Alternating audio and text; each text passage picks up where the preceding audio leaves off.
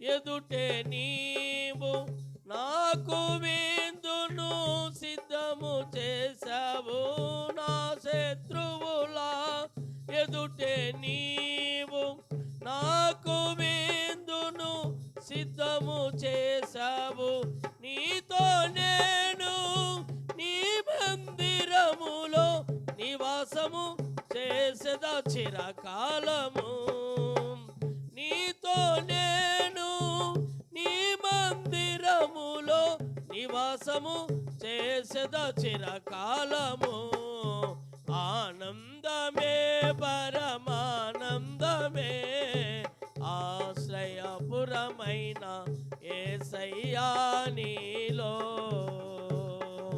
ఆనందమే పరమానందమే ఆశ్రయపురమైన యేసయ్యా నీలో.